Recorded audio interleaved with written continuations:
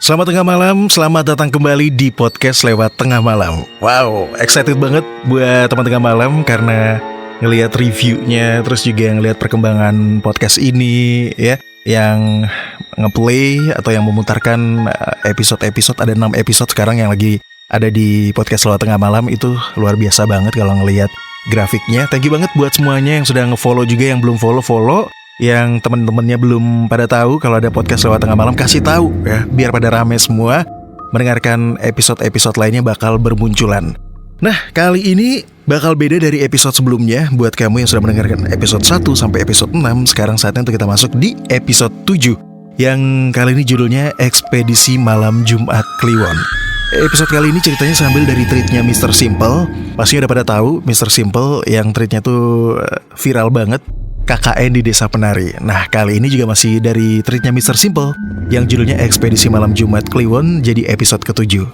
Sekali lagi buat kamu yang mau ikutan nge-share cerita kamu atau pengalaman kamu ya, bisa langsung email di willyardan13@gmail.com atau DM Instagram willyardan, biar nanti ceritanya juga bisa dimunculkan di episode mendatang.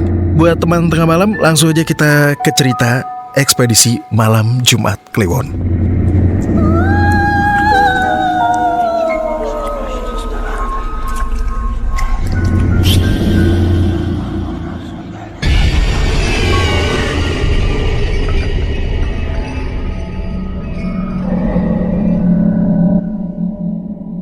Saya sekedar share pengalaman waktu pertama kali saya ikut Mapala 2 tahun lalu. Bagi saya ini salah satu malam yang paling menantang, karena rupanya saya nggak sendirian. Nah, untuk mempersingkatnya, nggak ada salahnya saya ingetin kembali untuk melihat ke sekeliling kamu. Mungkin buat kamu yang lagi mendengarkan podcast ini, ya nggak ada salahnya kalian untuk mengecek sekeliling kalian. Mungkin saja sekarang ini kalian memang lagi nggak sendirian. Ya nggak ada salahnya untuk ngingetin kalian semua. Kalau kalian beruntung, mereka ikut mendengarkan podcast saya malam ini. Seperti yang saya bilang tadi, kejadian ini terjadi 2 tahun lalu.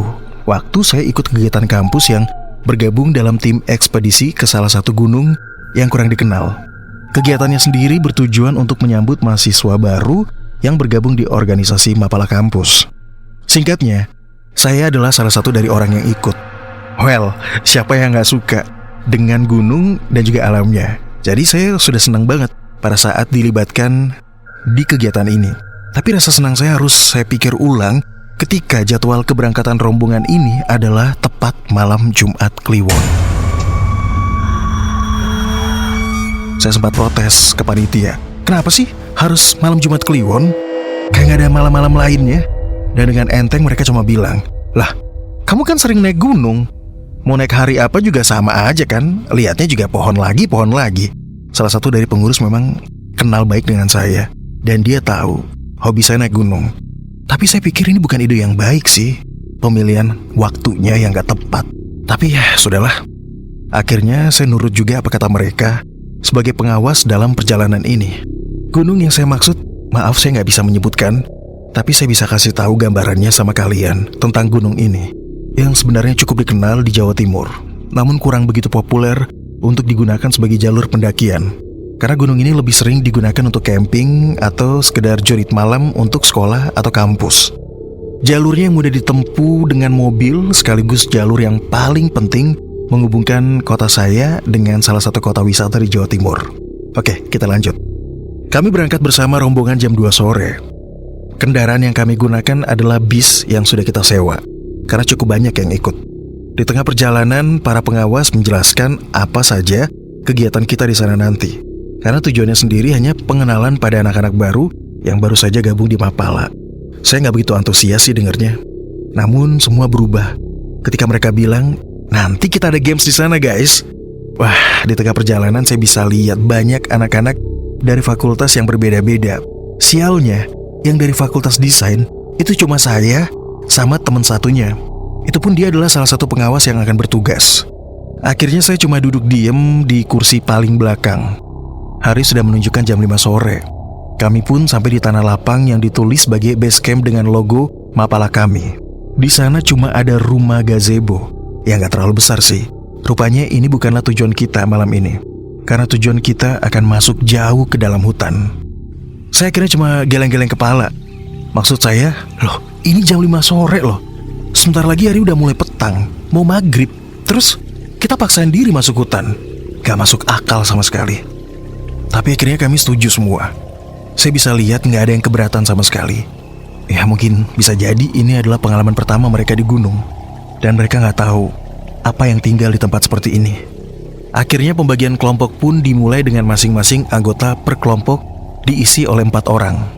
Saya dapat kelompok dengan 2 cewek dari Fakultas Ekonomi dan Fakultas Teknik. Sebut saja namanya Dira, Umil, dan Bekti.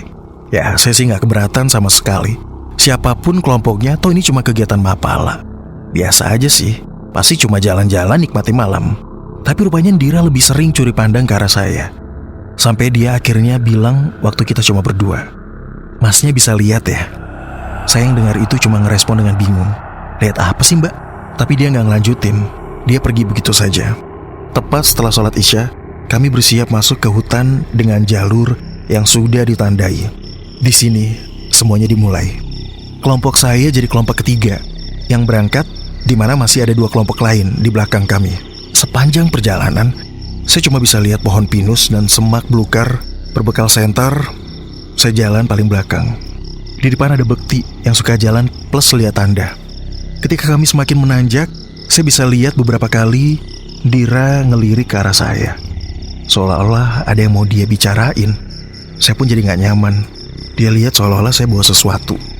20 menit perjalanan, saya isi dengan nafas, narik nafas, karena saya punya masalah dengan pernafasan, terutama ketika ada di suhu yang dingin. Bekti memutuskan untuk kita berhenti sesaat. Melihat kondisi Umil yang sudah gak bisa lanjut lagi, kami pun berhenti di salah satu pohon. Dan disinilah Dira lagi-lagi ngedeketin saya. "Kamu lihat gak? Di sana ada apa?" Dira menunjuk sesuatu di semak belukar. Dengan entengku saya menjawab, "Iya, lihat pocong," kataku dengan sebel. Dira cuma nyengir, kemudian pergi lagi. Saya masih lihat tempat itu, dan tiba-tiba perasaan saya jadi merinding, jadi gak enak sama sekali. Setelah ngomong itu, padahal niatnya cuma bercanda, tapi saya gak lihat apa-apa sih.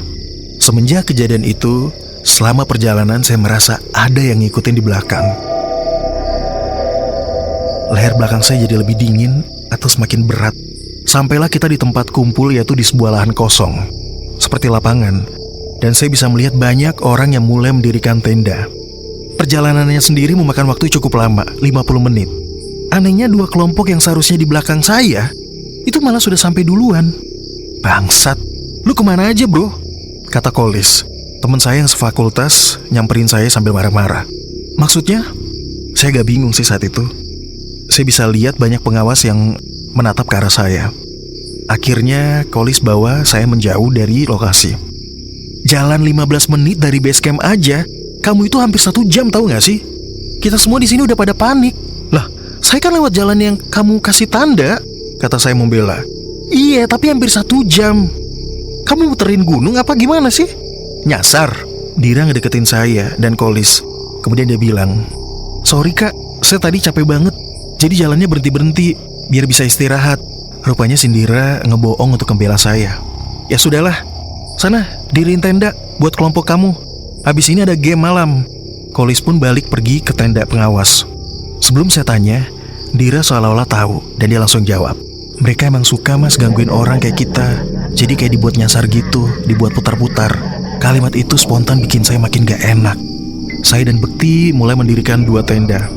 Sementara Umil dan Dira siapin tempat api di depan tenda. Jarak antara tenda gak terlalu jauh sih, tapi masih lega. Saya masih mikirin ucapan Dira. Entah kayaknya saya familiar dengan kata-kata itu.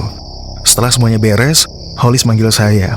Rupanya dia ditunjuk sebagai kepala kelompok yang awalnya saya tolak, tapi rupanya si Bekti yang ngajuin nama.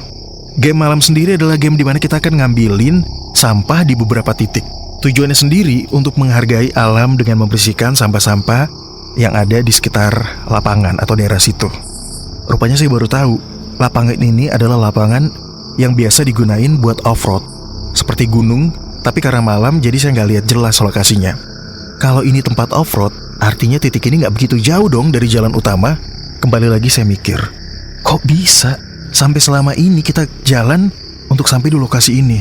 Saya balik dan ngejelasin ke yang lain, sekaligus ngasih 2 kantong kresek, dimana yang paling cepat ngumpulin bisa langsung gabung ke api unggun untuk ikut jurit malam bareng sama kelompok lain. Di sini saya bisa lihat Indira. Dia ngelihat ke sekeliling lokasi. Ada kecemasan dalam wajahnya. Begitu pengawas meniup peluit bahwa game sudah mulai, saya pun bergerak. Tanpa pikir panjang, saya ngajak yang lainnya untuk ke jalur menuju jalan utama. Setahu saya sih, di sana pasti banyak sampah. Rupanya Indira berdiri tepat di belakang saya. Bekti akhirnya sama Umil. Bener saja, saya lihat kantong kresek di mana-mana.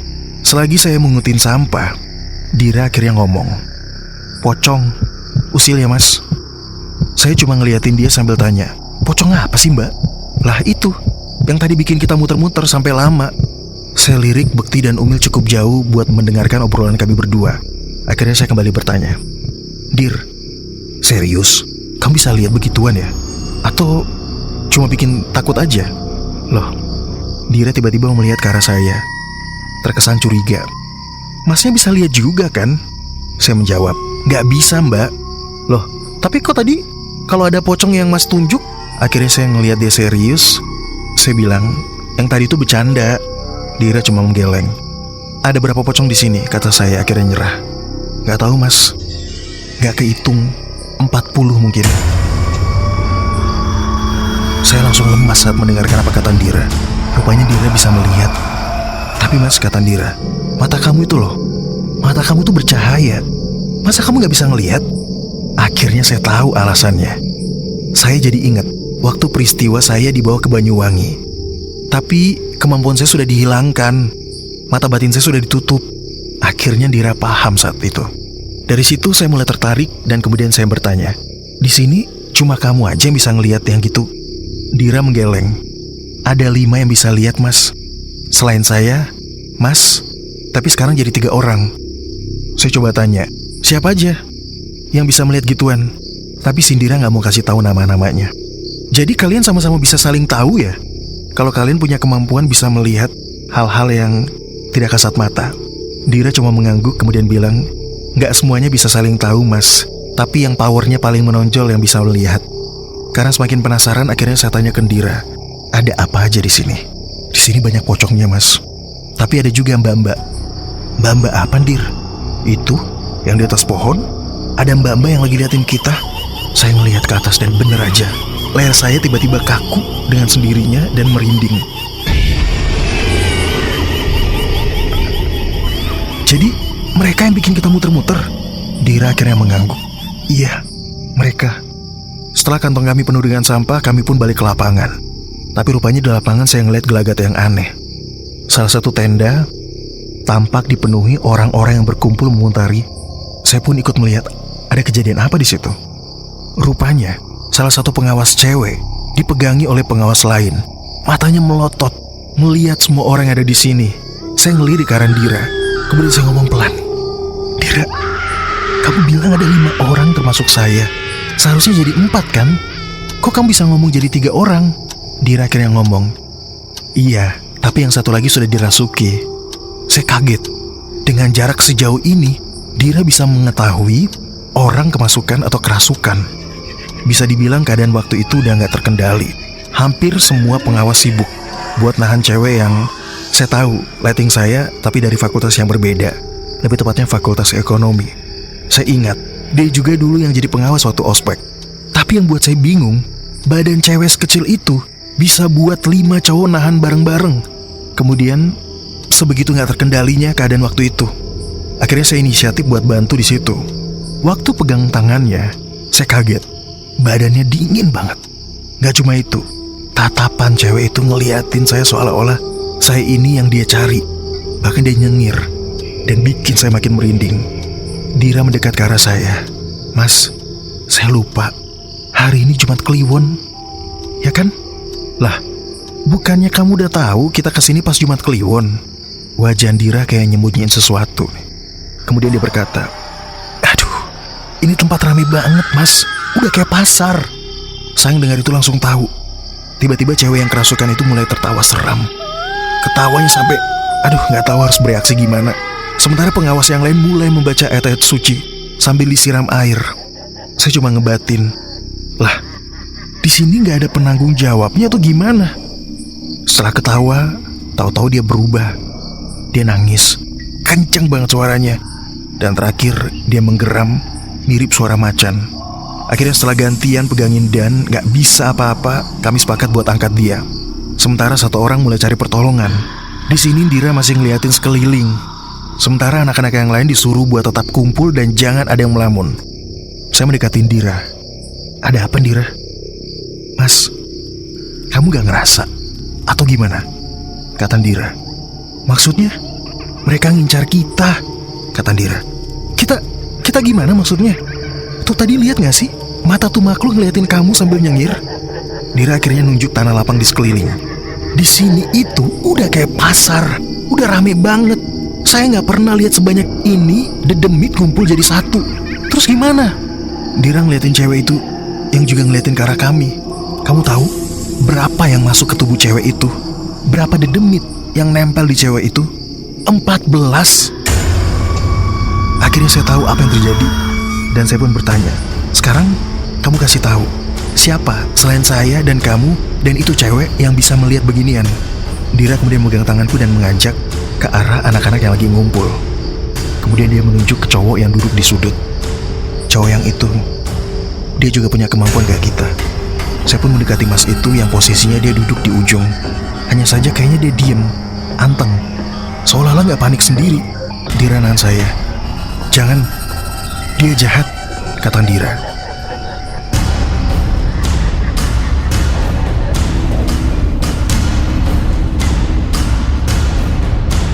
Nah, buat teman tengah malam, ceritanya kita bakal sambung di part 2. Ya, jadi buat kamu yang penasaran, ya udah tungguin aja episode Ekspedisi Malam Jumat Kliwon part 2. Makanya buat kamu terus dengarkan podcast Lewat Tengah Malam biar kamu gak kelewatan satu episode pun atau sambungan dari cerita episode ini. Sekali lagi buat kamu yang belum follow, langsung follow. Yang mau berbagi cerita atau mau share pengalaman kamu juga langsung aja kamu kirim di email willyardan13@gmail.com atau DM di Instagram willyardan. Nantikan kembali di episode berikutnya di part 2. Saya tutup podcast Lewat Tengah Malam dengan ucapan, coba kamu perhatikan di sekitar kamu. Sampai jumpa.